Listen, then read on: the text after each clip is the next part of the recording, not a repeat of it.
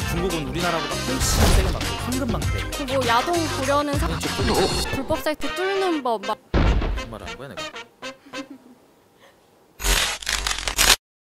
정부가 이번에 불법 사이트 규제를 강화하기로 했는데요. 제가 알기로는 전 세계에서 이렇게 인터넷 차단을 하는 경우가 중국하고 우리나라밖에 없는 걸로 알고 있는데 혹시 중국에서는 어떤 방식으로 하고 있었는지 또 우리나라에서는 어떤 방식을 택했는지. 일단 중국은 우리나라보다 훨씬 세게 막고 있어요. 얘네는 금순공정이라 그래서 황금망태라고 하거든요. 되게 이름 좀 유치한데 얘네가 엄청 심한 게 일단 특정 검색어가 사이트에서 검색 안 되게, 천안문 사태, 뭐 파룬궁 이런 검색 안 되고요. IP 접속도 다 막고 그다음에 모든 개인 PC에 얘네 방화벽이 깔려 있어요. 그래서 이 사이트에 접속을 못하게. 중국에 있는 분들은 뭐 네이버, 다음, 뭐 구글 이런 거 다 아무것도 접속이 안 되는 상태로 있는 거죠. SNI 차단 방식을 선택하게 된 배경과 이유에 대해서. 차단은 예전부터 계속 되고 있었어요. 그래서 뭐 이상한 사이트 치면 뭐 워닝 이런 식으로 치면서 나왔는데 이게 사실 보안이 접속이 적용이 안 된 HTTP에서는 접속이 막을 수 있었는데 HTTPS라고 하나만 붙이면 이거를 그냥 들어갈 수 있었어요. 왜냐하면 HTTPS는 보안이 적용된 프로토콜이라서 내가 전송하는 사이트가 어딘지 이런 거를 다 볼 수 없게 돼 있거든요. 그래서 이거를 처음에 2017년도에 국정감사에서 내용이 한번 지적이 됐어요. 어차피 이거 S자 하나 더 붙이면 들어갈 수 있는데 이거를 왜 그대로 두고 있냐. 이래서 이제 2018년도에 그리고 그 밤토끼 논란이 있었잖아요. 웹툰 사이트 이런 데에서 이제 저작권 논란이 있다 보니까 그쪽에서 이제 문체부하고 같이 이제 HTTPS 완전히 막아버리자. 약간 이런 얘기가 나와서 이제 올해 시행되게 된 거죠.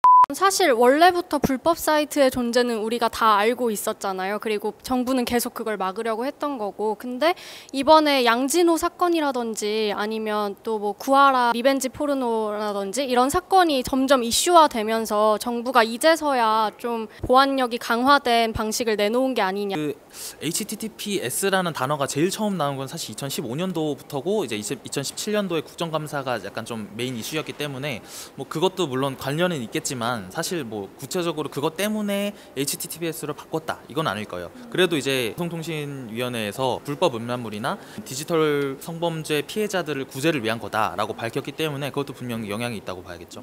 그런데 이번에 도입된 SNI 차단 기술 같은 경우에도 또 암호화 기술이 도입되면 간단하게 이렇게 무력화될 수 있다는 점이 드러나기도 했어요. 제가 유튜브에 이렇게 쳐보니까 불법 사이트란 단어만 쳐도 불법 사이트 뚫는 법, 막 뚫는 법 꿀팁 이런 게 엄청 많이 나오고 있더라고요. 그래서 이것도 또 한계에 봉착하게 될 그런 미봉책이 아닌지. 맞아. 사실 그게 제일 핵심적인 문제인데 왜냐하면 이 SNI를 차단 방식이라고 하더라도 사실 예를 들어서 구글 번역기 있죠. 번역기에다가 제가 이상한 사이트를 치고 그냥 번역을 누른 다음에 거기 있는 사이트를 누르면 그냥 접속이 돼요. 그러니까 이거는 사실상 뭐 방법이 너무 많아가지고 뭐 문브레이커라는 프로그램도 나왔고 앱스토어 들어가면 퍼퓸 브라우저 이런 거 받으면 또 그걸로도 그냥 들어갈 수 있고 그래서 사실상 실효성이 있다고 볼 수는 없어요. 사실 이번 논란의 가장 핵심적인 게 개인 검열 아니냐라는 논란이잖아요. 국민청원 게시판도 엄청 핫한 걸로 알고 있는데 이런 차단 방식하고 개인 검열이 어떤 연관이 있어서 이런 논란이 나온 건지. 정부에서는 뭐 개인정보 감청 이런 거랑은 상관이 없다라고 말은 하지만 사실상 누가 어떤 사이트에 접속하는지를 알고 있다는 거잖아요. 이 영역이 근데 심사하는 것이 방송통신심의위원회란 말이에요. 여기는 뭐 독립기관이지만 법적으로는 대법원 판례에 따르면 정부기관이고 행정기관인데 여기에서 정하는 대로 내가 어디에 사이트를 가는지를 막을 수 있게 된다 하면 지금은 아니더라도 나중에 이게 어떻게 악용될지 모르는 거죠.